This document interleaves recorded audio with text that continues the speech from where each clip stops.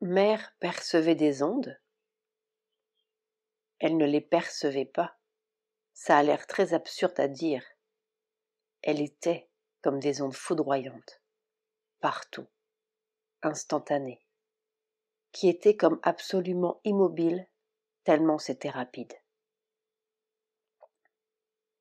C'est une autre physique dans laquelle on entre. Et le premier changement de cette nouvelle physique, c'est que le sens même du temps change. On vit à une vitesse. On vit à une vitesse qui n'est pas la vitesse que nous connaissons. Cette conscience, instantanément, cette conscience du corps, n'est-ce pas, instantanément répandue dans ce continuum physique, elle ne navigue pas à la vitesse humaine que nous connaissons. C'est un autre temps. Et alors, on comprend aussi que quand on peut vivre cet autre temps, ou cette autre vitesse, la vieille loi du corps change. Il n'y a plus cette usure qui vient du temps. On n'a plus 82 ans, plus un jour, plus 2 jours, plus 3 jours. C'est une autre physiologie qui commence à se former. Un nouveau mode d'être qui commence à se former. Mais c'est là où l'on commence à comprendre non seulement le péril et la folie d'une tentative comme celle-là, passée dans une autre espèce, mais la grande douleur aussi d'une expérience comme celle-là.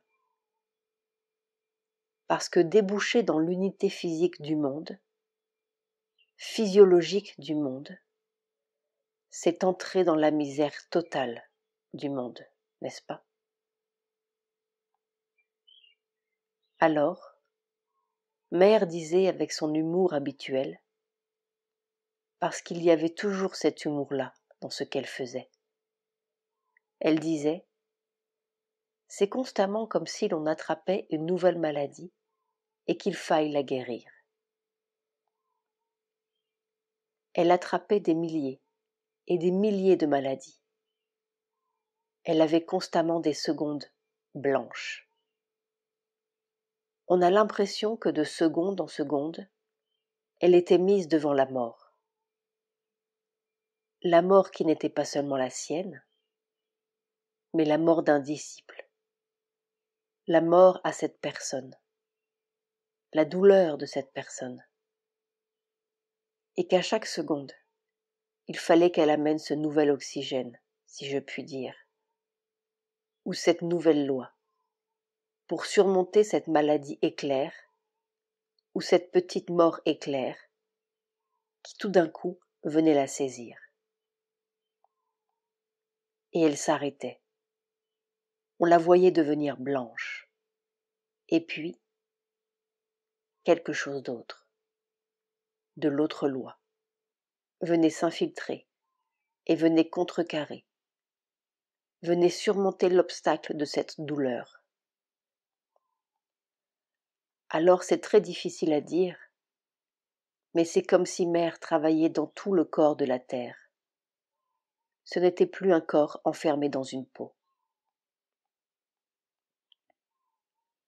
On peut comprendre peut-être la dimension mentale de l'expérience. Quand nous sommes sortis des primates, que nous avons commencé à penser un peu, à communiquer un peu, cette conscience, elle a commencé à épouser beaucoup de choses. Comprendre, c'est dans une mesure, être dans ce qu'on comprend, c'est vraiment prendre dans ses bras.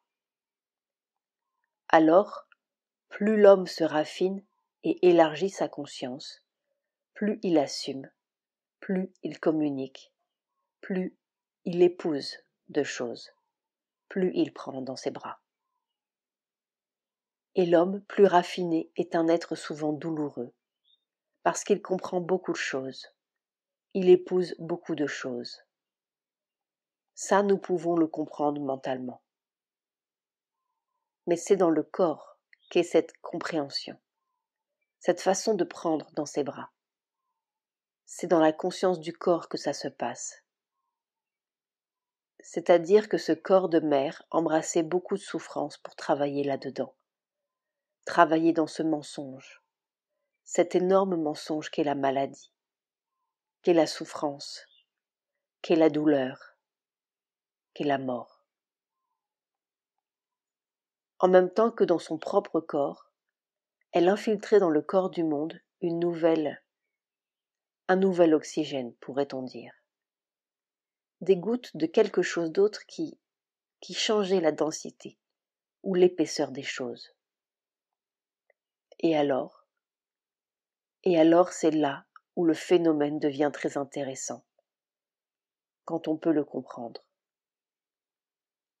La première réaction d'un corps, disons quand vous lui donnez une autre qualité d'oxygène, ou quand vous lui donnez une autre qualité de nourriture, ou quand vous le mettez dans d'autres conditions que ses conditions habituelles, c'est l'affolement, c'est la peur. Tout commence à bouillonner, à craquer, à se mettre en désordre. Mais c'est ce qui se produit dans le corps du monde depuis 20 ans. On a l'impression que tout craque, que tout grince, que plus rien n'est dans l'ordre habituel, que plus rien n'est naturel, que tout notre système mental est comme pourri, n'est-ce pas? Et que plus rien n'est une solution à rien, que toutes les vérités se décomposent, que tous les mensonges ont des allures de vérité. On a l'impression de vivre dans un monde qui craque partout. Mais pourquoi? En vérité, pourquoi?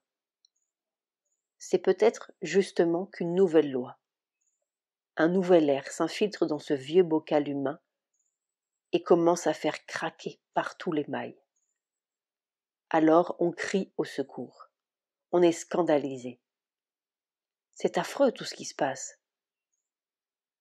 Mais qu'est-ce qui se passe? Ce sont les mailles qui craquent, et c'est partout dans le monde que ça craque. Mais pas parce que c'est la méchanceté qui sort, ni parce que c'est la vérité, comme nous la comprenons, qui sort, mais parce que réellement c'est un nouvel air, un nouvel oxygène qui est en train de s'infiltrer là-dedans et de perturber tout ça, de le faire sortir de son faux naturel, de son faux bien comme de son faux mal. C'est tout qui craque, n'est-ce pas? Les vérités avec les mensonges. Plus rien ne tient debout. Mais quand un premier saurien, ou un premier reptile, parce que le monde devenait suffocant, a dû quitter son corps et pousser des ailes, qu'est-ce qui s'est passé?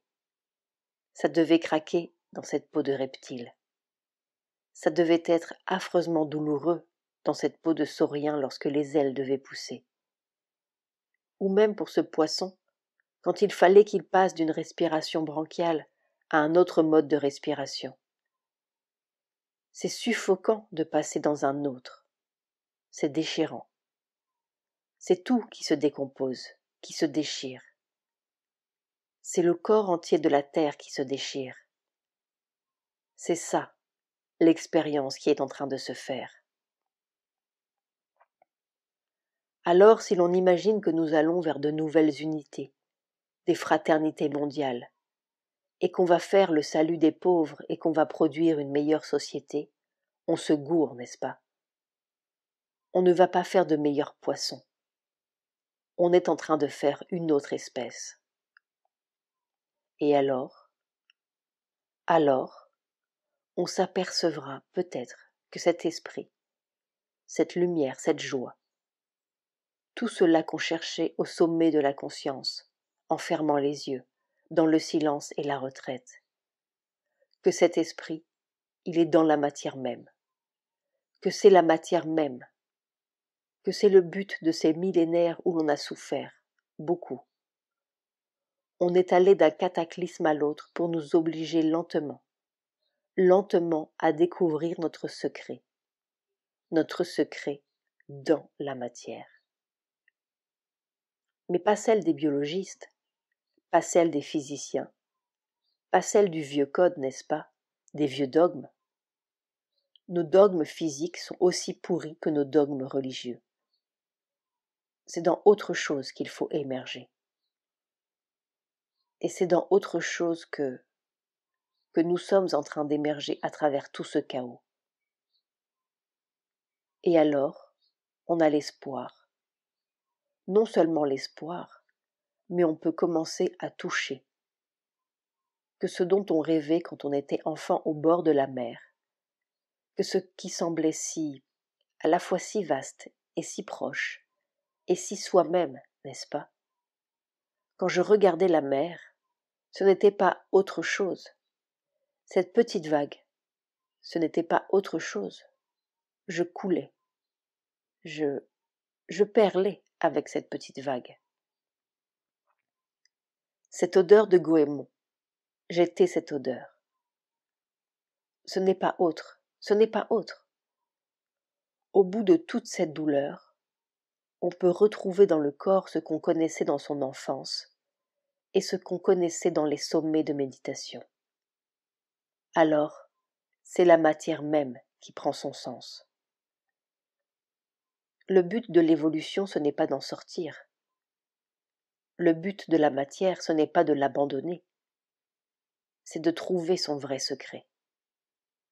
Son vrai secret, il n'est pas électronique, n'est-ce pas? Il est d'une joie dans la matière, d'une conscience dans la matière, d'un pouvoir dans la matière, qui fait qu'on pourra vivre autrement, une vie vraiment divine, sur la terre. Mais il faut en prendre le moyen, il faut comprendre le chemin. Il faut comprendre que tout le chaos que nous vivons en ce moment, ce n'est pas une faillite de la civilisation, ce n'est pas une faillite de la morale, ce n'est pas une faillite de la religion, ce n'est rien de tout cela. C'est la faillite du vieux poisson pour passer à sa plénitude prochaine. Alors, tout a un sens. Mais ceux qui ressentent un malaise et qui vivent à Paris, à Londres, à Buenos Aires, partout, comment peuvent-ils emprunter ce chemin? Mais ce chemin, on ne l'emprunte pas. On le vit, n'est-ce pas? À chaque minute. On le vit partout. À Londres, à Paris. Et on le vit, je crois, encore beaucoup plus intensément quand on est dans cette affreuse chose. La suffocation est le moyen même. Comme les vieux reptiles, nous sommes mis dans des conditions de plus en plus suffocantes pour que l'homme ouvre la bouche et appelle, et crie. Il n'y a pas de possibilité de passer ailleurs s'il n'y a pas un besoin de l'ailleurs. Ça, c'est évident. Vous pensez que le monde des temps modernes est en train de montrer, de dévoiler ses limites? Elles sont en train de se fracasser partout, ces limites. Les limites de l'horreur et les limites du bien. Toutes les limites sont en train d'être brisées et cassées. C'est un monde qui a l'air tout à fait fou pour un observateur impartial. Il a l'air fou, aussi bien dans son bien que dans son mal. On voit bien que c'est quelque chose d'autre qui essaye de s'infiltrer là-dedans. Et ceux qui vivent à Londres, à Washington, partout, cette suffocation, elle est palpable par tous les êtres un peu sensibles. Il faut être vraiment de la matière primaire pour ne pas l'éprouver. Et cette suffocation est le moyen. Parce que si l'on suffoque, on doit chercher le moyen d'en sortir. Et quel est le moyen? Il est infiniment simple, n'est-ce pas? C'est d'appeler. Quand on étouffe, on appelle de l'air. Ce n'est pas autre chose. Extrait du chapitre La descente dans le corps. 2 mai 1980. 7 jours en Inde.